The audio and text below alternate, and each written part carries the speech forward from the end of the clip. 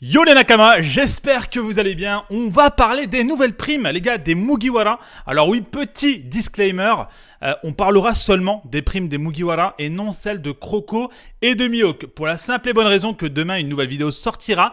Une vidéo dossier, est-ce que justement Mihawk a le level Yonko? Et on parlera forcément de sa prime et celle de Crocodile. Alors voilà, depuis la sortie du dernier chapitre de One Piece, donc le 1058, beaucoup de personnes ne sont pas d'accord avec certaines primes concernant donc les Mugiwara. Je pense notamment à Sanji ou encore à Zoro. Donc est-ce qu'il y a une incohérence quelque part? On va essayer d'analyser, de décrypter et de voir ça ensemble. Mais avant de commencer la vidéo, je t'invite à soutenir la chaîne en t'abonnant, en likant, en partageant et surtout en commentant. Alors on va commencer par Chopper, le doc de l'équipage. Sa prime actuelle est à 1000 berries. La première prime de Chopper était à 50 berries. Donc oui, c'est clairement ridicule concernant le personnage. Rappelez-vous, il y avait quand même 1v1 Kumadori sur Enies Lobby. Ensuite, elle est passée à 100 berries, donc il est passé de 50 à 100 berries, donc elle a gagné plus 50, soit elle a été doublée, donc multipliée par 2, et actuellement elle est à 1000, donc elle a été multipliée par 10. Donc en vérité, si tu fais une comparaison avec la précédente mise à jour, oui, l'augmentation est assez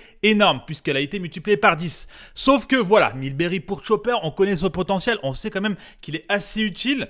Il faut savoir une chose, c'est que le monde, le gouvernement mondial, ou encore la marine, le considère comme l'animal de compagnie des Mugiwara. C'est pour ça que Chopper n'aura, pour le moment en tout cas, jamais de prime à la hauteur de son niveau au combat ou encore de ses capacités comme on l'a pu le voir sur Wano. Donc, à moins que dans un avenir proche, il soit reconnu à sa juste valeur, il devrait garder des primes assez ridiculement basses, tout simplement. Donc, Chopper, pour moi, la prime est validée. On passe à Nami avec ses 366 millions de berries. Je vais être très honnête avec vous, les gars.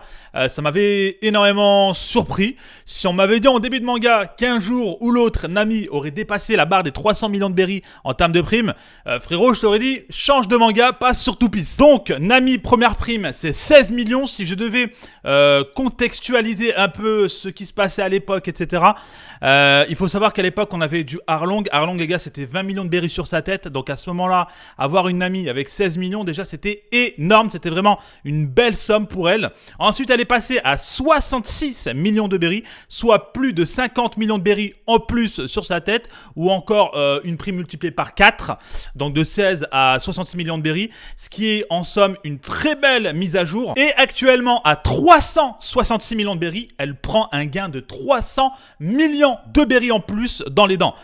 C'est très clairement une mise à jour de folie, hein, très clairement. Maintenant, est-ce que c'est surcoté? Est-ce que c'est incohérent? Je dirais que absolument pas. Premier argument, elle a acquis quand même, elle a acquis Zeus qui n'est absolument pas négligeable. C'était quand même une arme de Yonko, de Big Mom, et on connaît les dégâts que cela peut occasionner. Et deuxièmement, faut pas oublier que dans le chapitre, il est quand même bien stipulé que Luffy est un Yonko et il a des commandants. Donc forcément, ça joue dans l'augmentation de la prime. Donc prime de Nami validée. On passe à Brook avec une prime à 383 millions de berries, ce qui est plutôt pas mal, pas très loin de Nami, d'accord.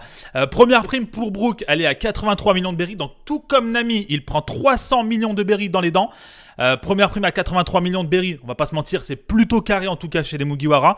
Faut pas oublier que Brook, c'est quand même un personnage que je n'aimais pas personnellement. Je trouvais qu'il n'avait pas spécialement, il apportait pas spécialement une plus-value dans l'équipage, si ce n'est qu'il est musicien et qu'il à longueur de répétition se répétait dans ses blagues, et au final ça me saoulait un peu, je vais pas vous mentir.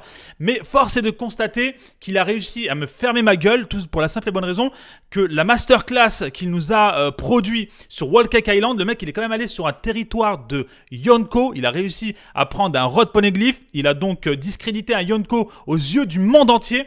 Rien que pour ça, les gars, oui, il mérite totalement sa prime. Si en plus de ça, tu rajoutes le fait que c'est un des commandants de Yonko. Donc oui, la prime de Brook est validée. On passe à Franky avec une prime à 394 millions de berries. Première prime pour Franky, c'est 44 millions de berries. Il passera ensuite à 94 millions de berries, soit une prime multipliée par 2, donc ce qui n'est pas encore une fois négligeable.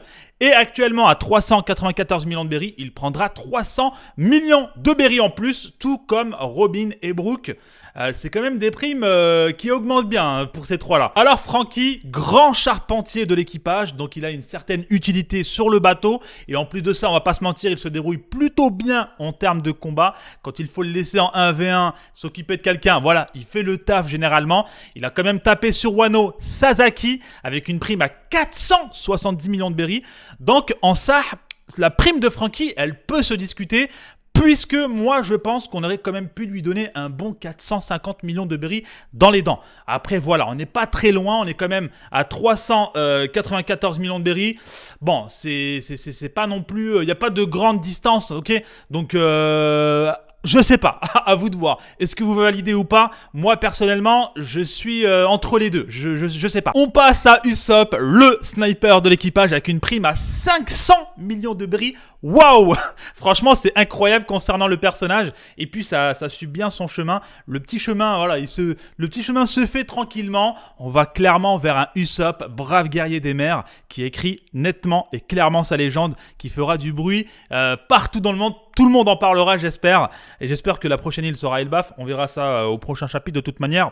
Alors, Usopp, c'est une première prime à 30 millions de berries. Il passera ensuite à 200 millions de berries, ce qui est énorme en termes de mise à jour.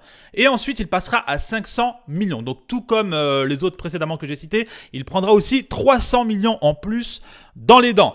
Alors Usopp les gars, on peut clairement en discuter puisque Usopp, faut pas l'oublier, c'est quand même un acquis de l'observation, très bien développé sur Dressrosa et puis il est destiné quand même à devenir un légendaire brave guerrier des mers. Donc en vérité, ça suit son chemin, l'oiseau fait son nid, 500 millions, ça reste énorme et puis en plus de ça, il y a eu un foreshadowing sur Dressrosa puisque quand Doflamingo avait mis des avis de recherche sur les Mugiwara, rappelez-vous celle qui de tête était la plus grande, c'était celle de God Usopp, qui était justement à ce moment-là sur Dressrosa à 500 millions.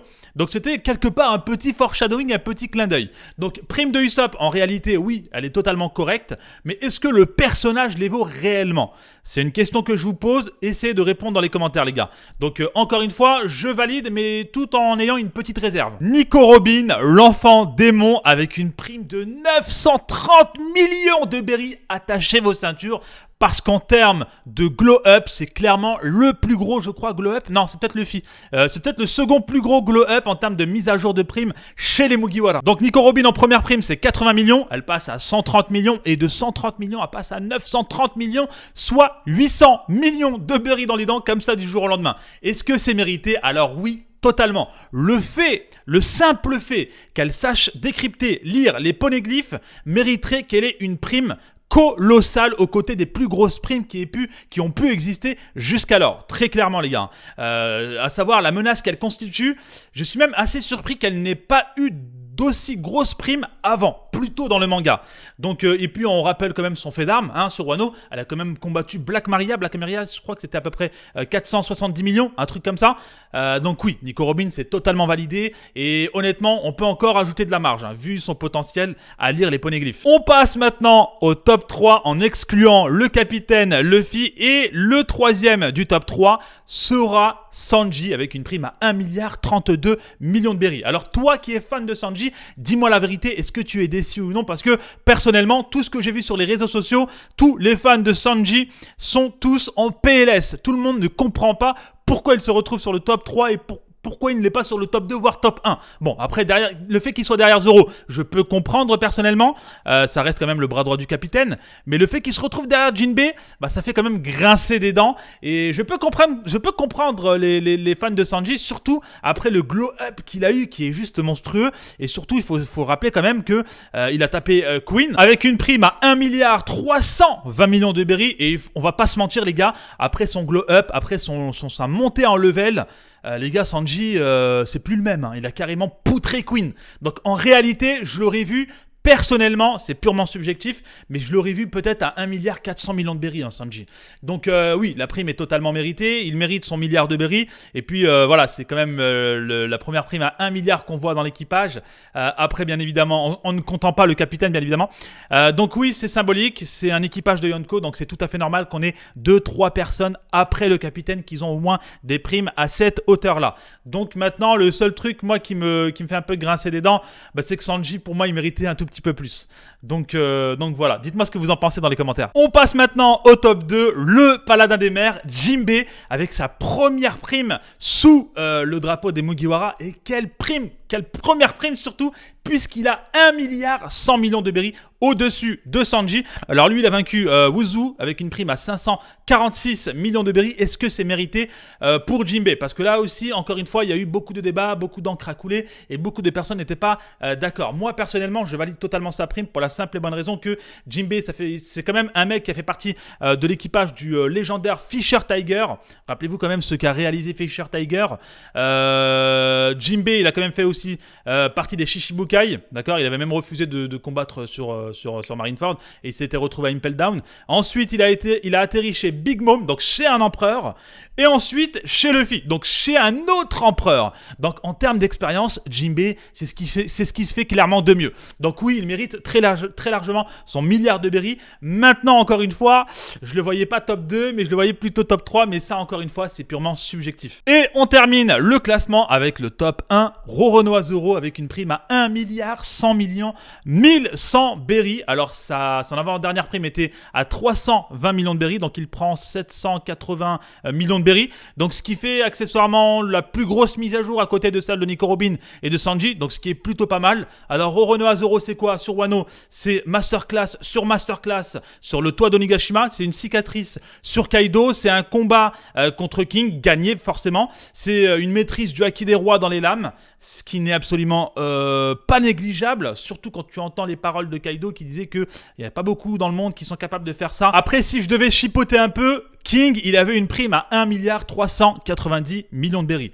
Donc honnêtement, moi je voyais Roronoa Zoro sortir de Wano avec une prime à 1 milliard 500 millions de berries. Ce n'est pas le cas, mais voilà, on va essayer de se dire que voilà, il a quand même atteint le milliard, c'est nouveau, c'est tout nouveau, ça fait toujours plaisir. Mais je le voyais un peu au-dessus de ça. Après, pour se rassurer, on pourra toujours dire que voilà, entre Jinbei, Zoro et Sanji, la différence est moindre en réalité. Voilà, ça en chipote, mais la différence est moindre entre les trois.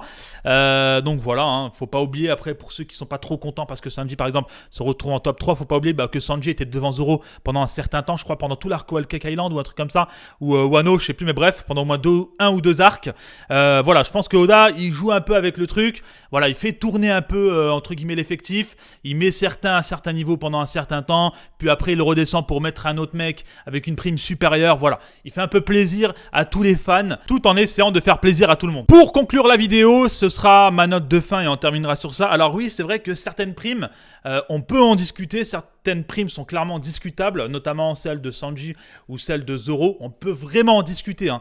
Mais voilà, faut pas oublier que dans les primes, il y a quand même deux aspects généraux et principaux qu'il faut quand même prendre en compte. Il y a la puissance que l'on connaît, mais il y a aussi l'aspect dangerosité envers l'environnement.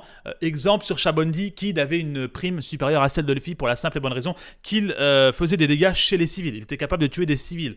Donc faut pas oublier que ces paramètres sont quand même pris en compte. Et quelque part, ces primes me satisfait. Pour la simple et bonne raison que je me dis que ces primes sont vraiment significatives de la puissance des Mugiwara. Parce que les Mugiwara ne font pas de victimes chez les civils. Donc quelque part, je suis satisfait en réalité. Donc en globalité, les primes sont validées. Voilà, c'est plutôt cohérent dans sa globalité. Dites-moi ce que toi, t'en as pensé, d'accord? Dis-moi dans les commentaires, frérot. Est-ce que c'est logique? Est-ce que c'est incohérent? Est-ce que c'est illogique? Est-ce qu'il y a un truc qui te dérange?